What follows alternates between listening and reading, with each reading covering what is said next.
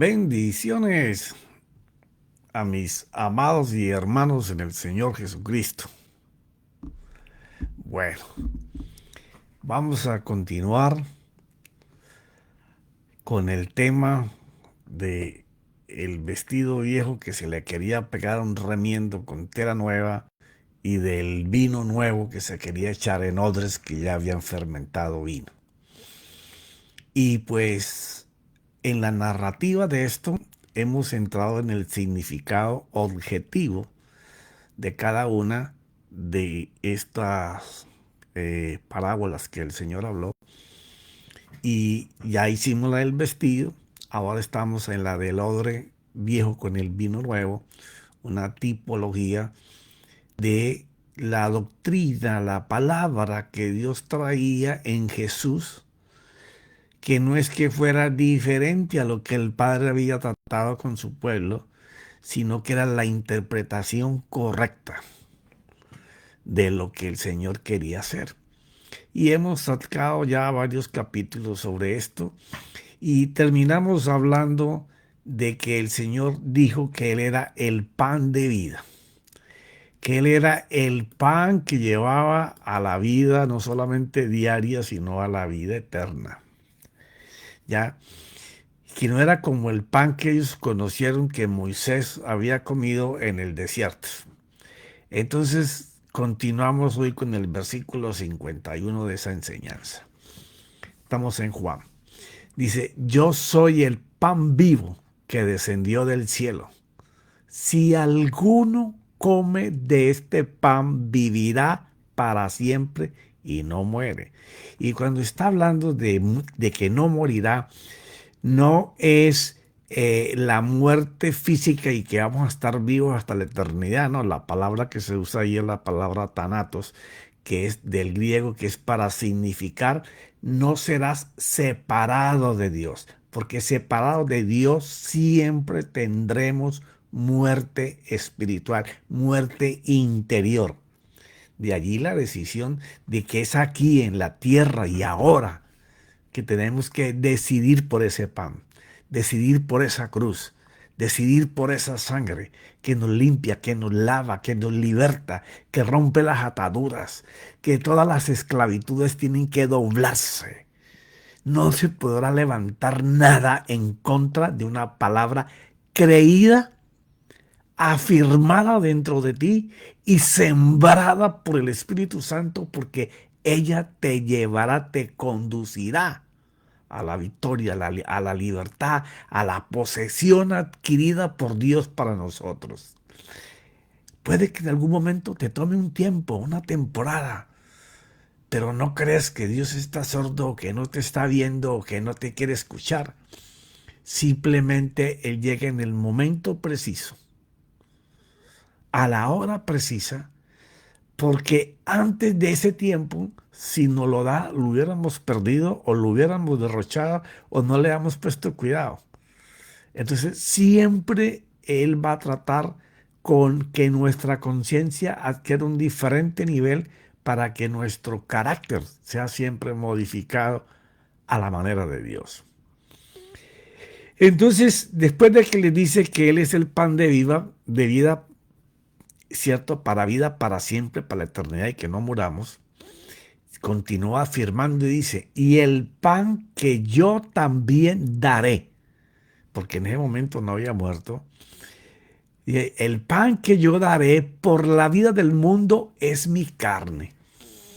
Entonces, claro, hay que observar el escucha que está en ese momento es un pueblo enseñado a sacrificar animales y a comer, pero de esos sacrificios. Pero nunca han comido la carne de un hombre. Pero ¿qué es lo que pasa? Aquí está pasando algo muy interesante. Y eso nos pasa constantemente cuando escuchamos las palabras desde un púlpito o en un video en internet. Si tú no tienes tu Biblia y estás leyendo el contexto, la exégesis de lo que estás leyendo, porque Dios no habla por un versículo, Dios habla a través de temas. Y tenemos que siempre estar muy puntuales en esto porque nos perdemos la película si solamente entramos a los últimos pedacitos del final y no sabemos todo el contexto de lo que ha pasado. Entonces, esta gente está observando las palabras que está diciendo solamente, que tienen que comer su carne. Entonces, ellos no pueden calcular lo que Él les ha venido diciendo, que Él es el Verbo encarnado, que vino para enseñarse. Él vino para enseñar a su pueblo cuál era la verdad de Dios que ellos no podían entender, no podían escuchar ni y menos ver. Él venía a revelárselas, a mostrárselas. Y era que les estaba avisando con tiempo, ¿cierto? Por eso Él usa el pan que yo también daré.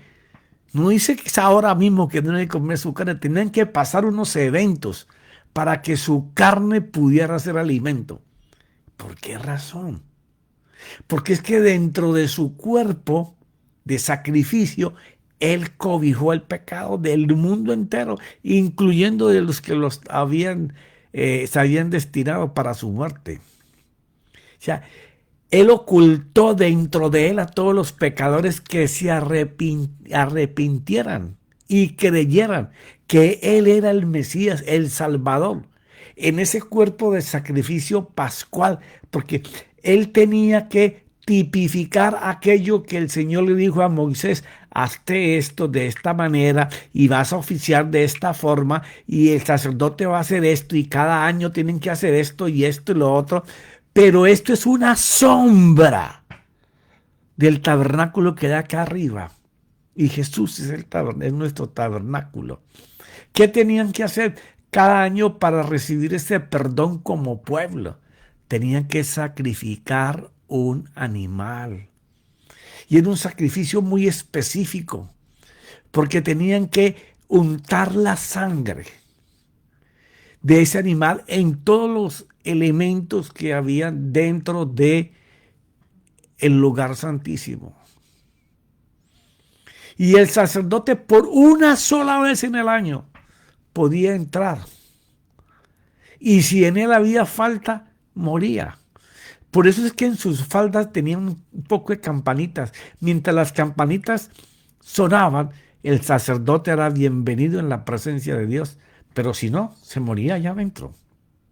Entonces, Él es el reemplazo de ese sacrificio pascual. Entonces, ellos no pueden ver la divinidad de Dios porque siempre han puesto los ojos en el hombre. Pero yo te decía en el capítulo anterior lo peligroso que es que nosotros coloquemos los ojos en el hombre que nos enseña de Dios las cosas sin nosotros saber que Él es un enviado que Dios escogió para llevarnos a la madurez en la fe. Pero tenemos que poner los ojos en el mismo que le dio la vida a ese hombre, en el mismo espíritu que le revela a Cristo para que nos pueda enseñar. Entonces, no podemos pasar por esta falta que toda esta gente pasó. Entonces, ellos estaban pensando que era que tenían que comerse la carne de Jesús, cuando Él aún les estaba diciendo que Él lo iba a dar, no era en presente. Los judíos entonces contendían entre sí diciendo: ¿cómo puede éste darnos a comer su carne? Ya, y habían ignorado lo que se había enseñado en tantos profetas, en Isaías, en Jeremías, en Miqueas, en Daniel, de que Él venía, que iba a nacer de una virgen. Y aún se menciona todo el sacrificio que iba a sufrir en Isaías 53 y en los mismos salmos. El verbo era necesario que se hiciera carne. ¿Por qué razón? Porque Él, cuando nombra a Juan ahí en el versículo 15 o 16, que dice que Él vino a lo suyo. Ahí no dice que Él vino a lo suyo, dice Él vino a lo suyo, Él vino a hacer algo, que era revelarles al pueblo de qué manera se debía interpretar la gracia que Dios había dado siempre. pero que ellos la habían usado de una manera tan literal que la habían convertido en una doctrina de juicios, una doctrina de ceremonias, una doctrina de disciplinas, de cosas forzadas por los hombres. Cuando Dios no forza a nadie a que le ame. Es tanto el amor que Dios nos tiene que si tú no conoces su amor, tú siempre vas a estar queriendo servirle al Señor o hablar con Él por disciplina, por rito, por obligación. Pero eso no es el Evangelio. Y dice Juan, y el Verbo se hizo carne. O sea, es tan importante poder saber que si nosotros no entendemos las cosas elementales de la cruz, y le llamo elementales, que si tú no entiendes lo que pasó en esa cruz, lo que significa su cuerpo, su sangre, su resurrección, tú no puedes vivir una fe en la gracia. Tú vives una fe por obras, queriendo hacer obras para agradar a Dios. Entonces dice, entonces Jesús les dijo, en verdad os digo, si no coméis la carne del Hijo del Hombre y bebéis su sangre, no tenéis vida en vosotros. O sea, en vez de explicarles, les afirma algo. Esta es la verdad y la única verdad que les voy a decir. Entonces, se los habla de una manera expresada solo en palabras, porque solamente aquellos que tengan los oídos abiertos para que Dios les enseñe. Él mismo dijo, en aquel tiempo no necesitarás maestro. Tú me preguntarás a mí y yo te enseñaré. Esos son labores del Espíritu Santo y Cristo. En verdad os digo que si no coméis la carne del Hijo del Hombre y bebéis su sangre, no tenéis vida en vosotros. O sea, si ustedes no hacen esto que les estoy hablando en alegoría, ustedes no van a poder caminar en esta vida, en su diario vivir. ¿Por qué? Porque no han entendido que yo voy a reemplazar la sangre del cordero con la que ustedes, con la del animal que mataban cada año, con la que ustedes se justificaban de todos sus pecados. Y que la carne va a ser un alimento no para el estómago, no. Eso va a reemplazar el pan de vida. O sea, mis palabras son como pan, pero no es que sean pan, son palabras y son palabras que tienen vida porque son el espíritu del mismo Cristo. El que come mi carne y bebe mi sangre tiene vida eterna y yo le resucitaré en el día final. O sea, no hay participación con el Señor en el final de los tiempos o para aquel que muere en cualquier momento, de aquel que me está escuchando o los que ya murieron en el Señor.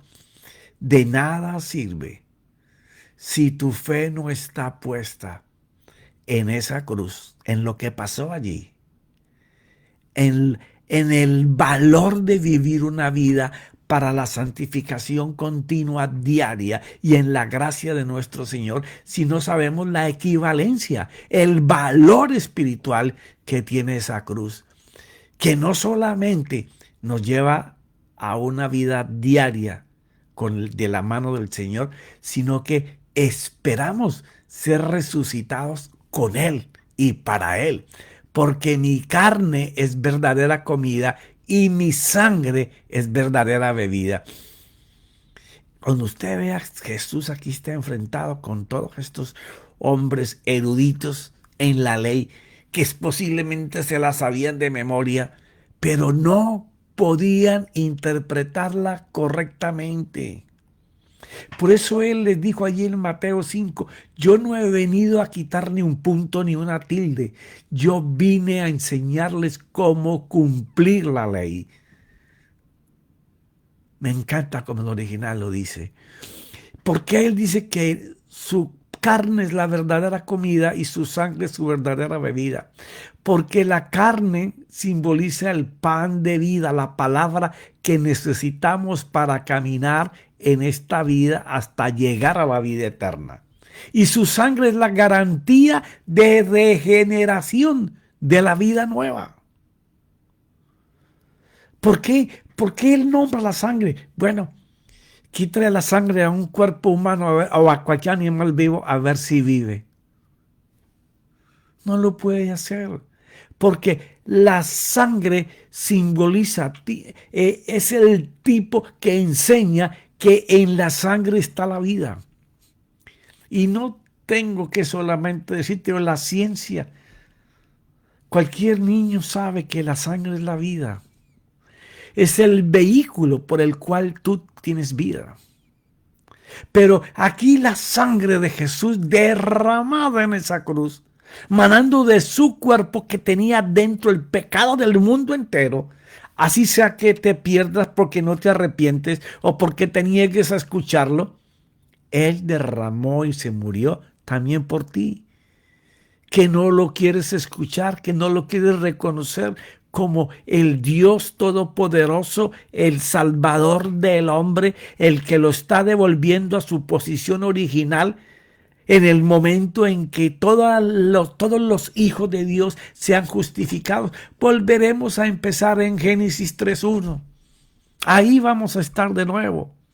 Entonces, esa sangre, que es el vehículo de la vida espiritual, tipifica la misericordia, la bondad, el perdón, ¿ya? De la libertad de que nos esclaviza en este mundo, en donde el hombre cada vez va por el entretenimiento que ofrece el mundo, pero se aleja de la oración, de la palabra, de lo más valioso que tenemos. Gastamos el tiempo en entretenimiento cuando debimos en este tiempo, que es el tiempo glorioso de la gracia, clamarle a Él. Señor, si es verdad que tú existes, quiero hablar contigo.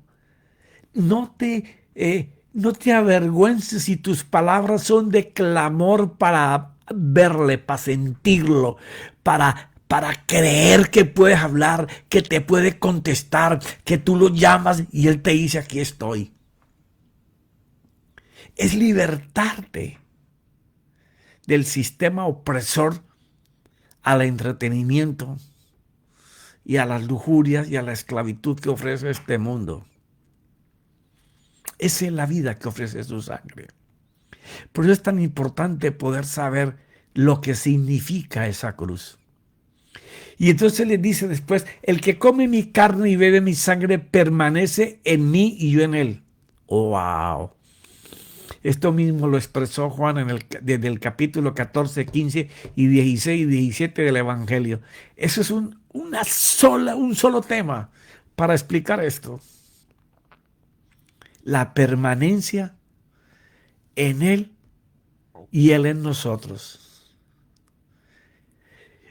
Porque es vivir unido al Señor. Y entonces Él dice, si tú vienes a mí y te unes a mí, yo vivo unido contigo por el poder de la cruz, porque... Aviso de no has respaldado en 19 días. Ay, Dios santo, perdón por la propaganda. Bueno, entonces, ¿qué es lo que está pasando? Que esa revelación de en dónde estamos y por qué fuimos allí y qué fue lo que ganamos, es lo que hace que podamos vivir unidos y saber del poder de esa cruz. Como el Padre que vive en mí, yo vivo por el Padre. Asimismo, el que me come o se alimenta de mí, él también vivirá por mí. O sea, esto es muy maravilloso. ¿Por qué razón? Porque es el ofrecimiento de caminar como Él caminó. Y es para esta vida y nos conducirá a la eternidad. Este es el pan que descendió del cielo. Les está ahora cambiando lo que ellos conocen del maná por un pan que es un ser, una persona que se manifiesta para enseñarse como Dios entre los hombres. Pero en su calidad de hombre, aunque era Dios, decidió someterse a la ley establecida, cumplirla y con ella enseñar que se podía vivir en estado de gracia con la fe que Dios nos da. No como el que vuestros padres comieron y murieron en el desierto. El que come este pan vivirá para siempre. O sea, aquí les está hablando de si nos alimentamos de la tipología que significa, de lo que les está explicando que es la palabra, viviremos eternamente, pero también en esta vida. Si nos alimentamos de ese pan, vamos a vivir, como Él dijo, con Él, en Él y Él en nosotros. Esto dijo Jesús en la sinagoga cuando enseñaba en Capernaum. Por eso muchos de sus discípulos, cuando oyeron esto, dijeron: dura es esta declaración, ¿quién puede escucharla? O sea, sus discípulos, los que llevaban con Él tiempo, a los cuales ya les había explicado que Él era el Cristo, cuando Pedro lo pudo recibir por revelación del Padre, y que Él tenía que hacer ese sacrificio.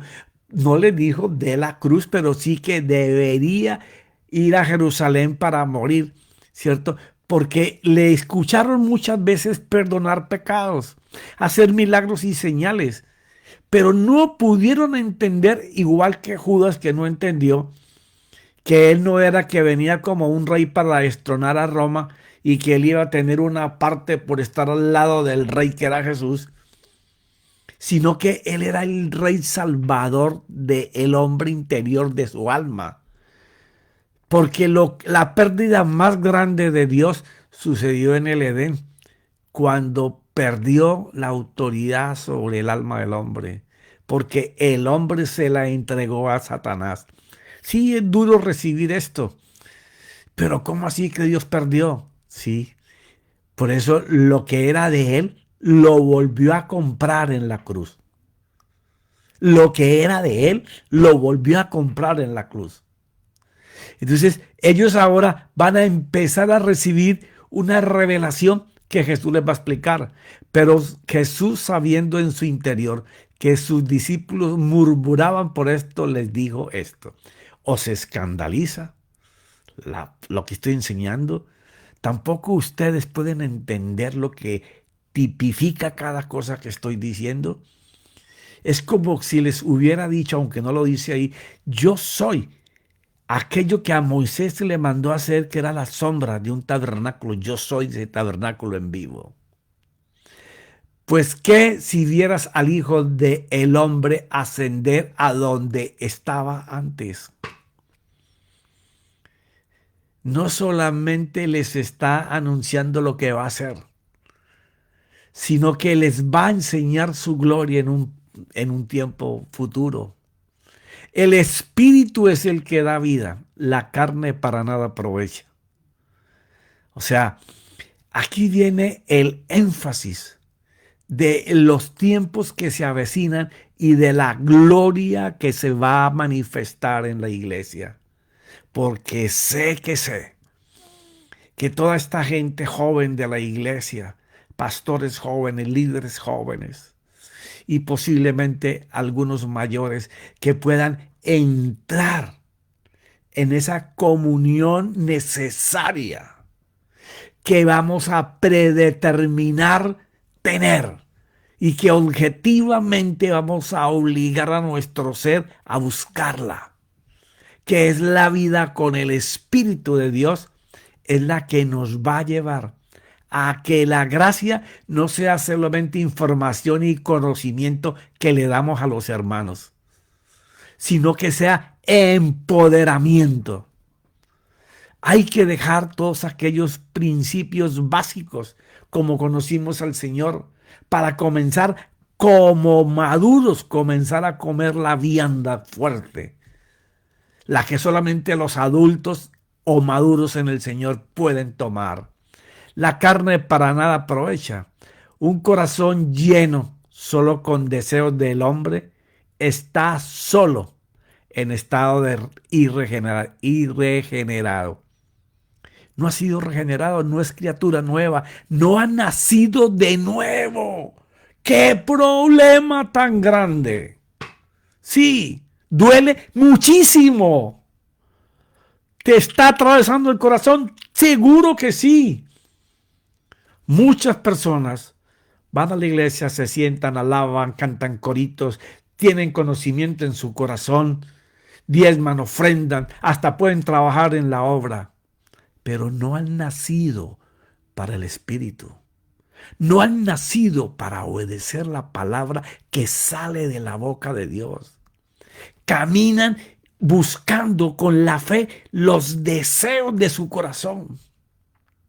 No estamos buscando exactamente lo que Dios desea que nosotros hagamos, hablamos, leemos, meditemos, estudiemos de lo que Él desea que nosotros hagamos con ese pedazo de fe divina que nos dio y con la plenitud de Cristo a nuestra disposición y cómo nos da como garantía el Espíritu Santo de que sí lo podemos lograr. Entonces, cuando el corazón de nosotros usa la fe solo para clamar por los deseos de este mundo, y te he dicho muchas veces, no es que el Señor quiere que duermas en una choza con 4 palos, o que andes en una bicicleta estartalada, o con zapatos caminando rotos, o con un carro viejo. No, no. Dios bendice a sus hijos. ¿Ya? Yo lo sé. Y la Biblia lo da a entender. Ahora, los discípulos del Señor y muchos de los otros hombres del Evangelio fueron mártires con trabajo y sacrificio.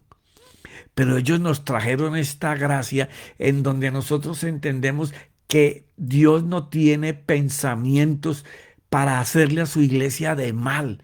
Dios quiere ser benevolente, misericordioso, bondadoso, perdonador. Quiere que el Espíritu Santo nos lleve a vivir en el Evangelio que el Señor Jesús vivió cuando estaba en la tierra. Pero para eso, ese estado irregenerado en donde solamente vamos a usar o queremos usar la fe para alcanzar deseos de nosotros, vanos en esta tierra.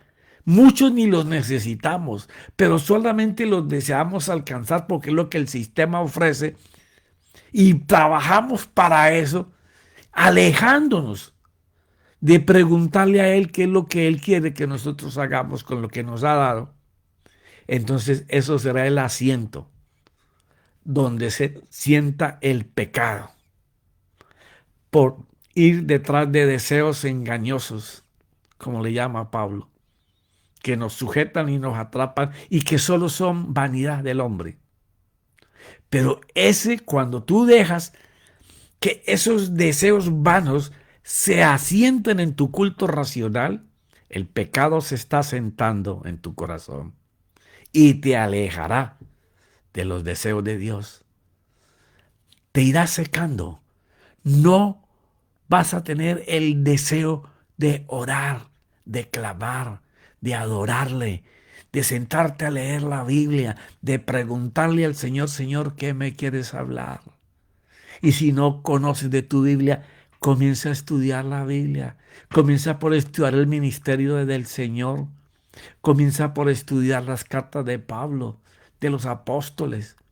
Comienza a leer todos los profetas que anunciaron de Jesucristo. Hoy en día, como tenemos las plataformas de internet, todo lo que tú preguntes te lo va a dar para que lo puedas estudiar. Pero no permitamos que los deseos vanos de este mundo se asienten en la silla del pecado, en nuestro culto racional, buscando cosas vanas de placer, de satisfacción, de entretenimiento. Y gastamos ahí nuestro mayor tesoro, el tiempo que podemos estar con el Creador, el hablar con Él, sentarnos con el que ha hecho en armonía el universo, cosas que aquellos no pudieron, porque veían solamente al hombre, no a Dios en Jesús. Se movían por lo carnal, que los carnales son los deseos del hombre, los que lo engañan y siempre lo llevan a mal. Pero eso te alejará de la vida de Dios. Por eso a Pablo hablaba de sacrificar el culto racional ahí en Romanos 12 y el 1 dice eso y en el 2 dice que no nos adaptemos al sistema de pensamiento de este mundo, pero que tampoco rechacemos el poder del cambio que puede hacer Cristo y la palabra para poder saber cuál es la voluntad buena, agradable y perfecta de Dios para nosotros. Pero, como siempre, el tiempo marca. Por eso el mayor tesoro es el tiempo y hay que utilizarlo cada vez que puedas. Separa tiempo para hablar con el Dios Todopoderoso. Serás transformado, no solo en tu manera de pensar, sino de ver. Disfrutarás la vida. Sabrás que lo más importante es caminar de la mano de Dios. Padre, Señor mío, gracias. Gracias, Jesucristo, porque por esa cruz y esa palabra el Espíritu Santo nos revela esa fe que Pablo dijo que había sido reservada para este tiempo y que aparece ahí en Gálatas 3. Gracias, Padre. Gracias, Espíritu Santo. En el nombre de mi Señor Jesús. Amén y amén.